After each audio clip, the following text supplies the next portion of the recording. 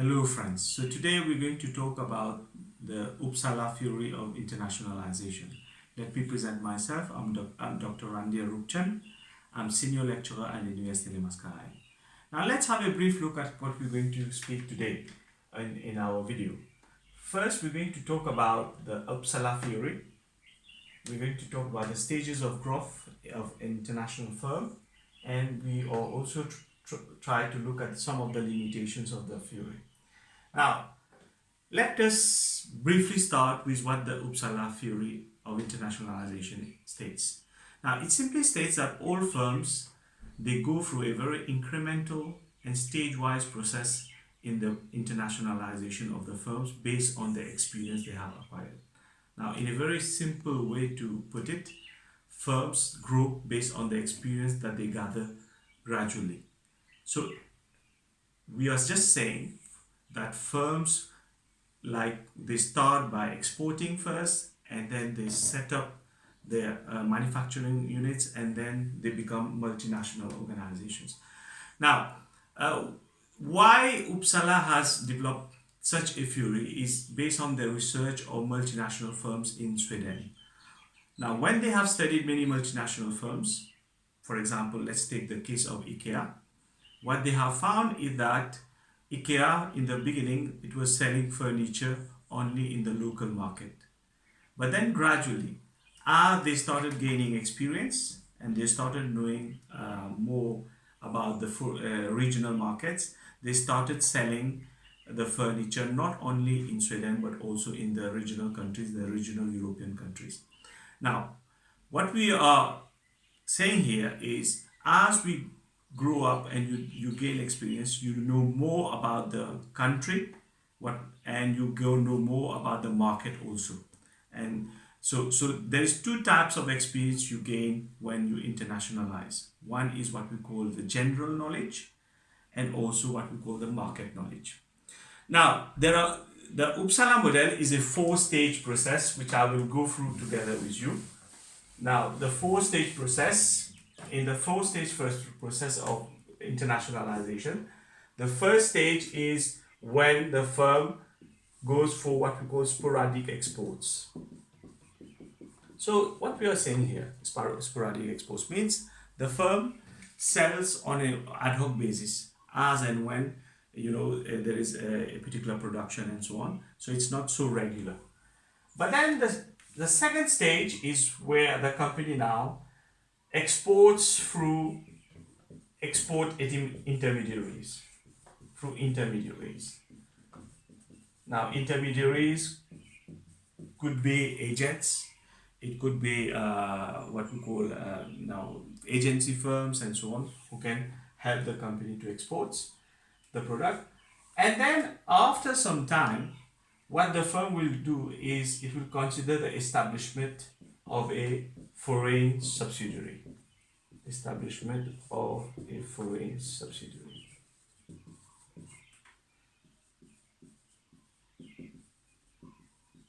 And then, of course, as a firm has the confidence in the market and has grown in terms of financial resources, in terms of marketing information and so on, it will also consider what we call foreign direct investment.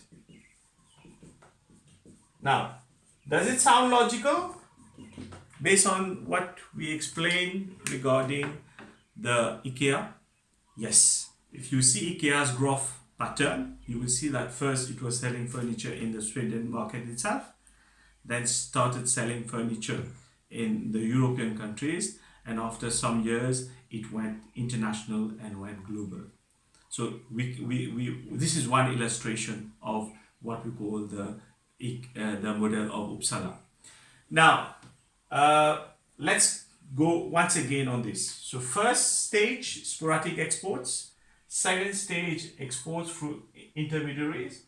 Third stage is establishment of a foreign subsidiary. And fourth, foreign direct investment.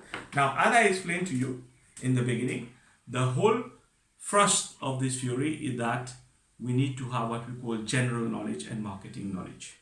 And we will gain it with time and experience so that we can, have the marketing intelligence and so on.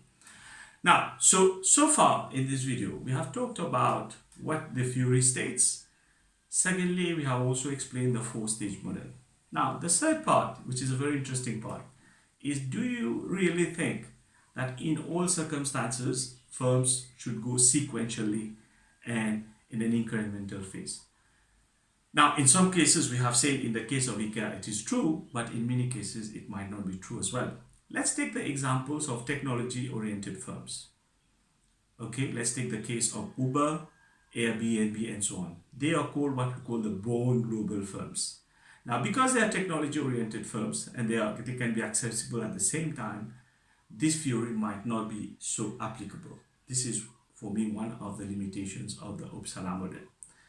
The second limitation for me is I believe that in many cases we say that we need to gain knowledge and experience, over time.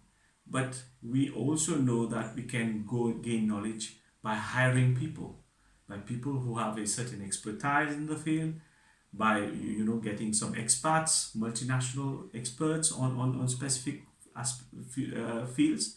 So to say as such that we can only gain knowledge with time might be limited, because we should not forget that we nowadays there are so many means to gain marketing intelligence and so on, and we have seen so many firms internationalize very quickly as well.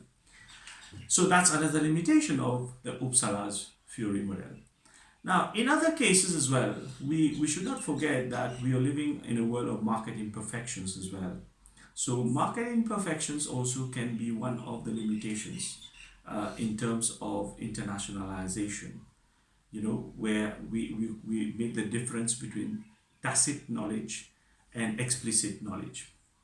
So there are certain knowledge which is already learned and which we already know, which we call the tacit knowledge.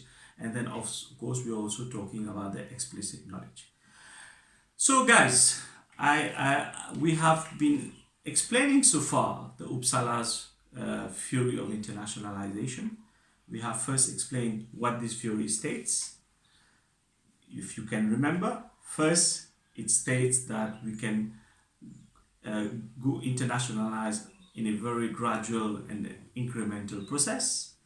Secondly, we have seen the four-stage model of how firms internationalize. We have used the example of IKEA to illustrate it. But at the same time, we have given some limitations of the theory. We have taken the example of technology-oriented firms. We have taken the example of tacit and explicit knowledge. And we have also explained how we can hire people to gain certain marketing intelligence, and also we can gather intelligence. We can also carry out what we call market research, isn't it? So yes, it does explain the internationalization of firms in many ways, but I do believe that this theory has certain limitations. Now, we have other theories of internationalization which can be very interesting, like the transaction cost theory and other theories which we will look at in other videos. So guys, friends, I hope that you have enjoyed the video, and I thank you. Should you have any questions, please feel free to ask me. I'm Dr. Randhir once again thanking you for your kind attention. Thank you.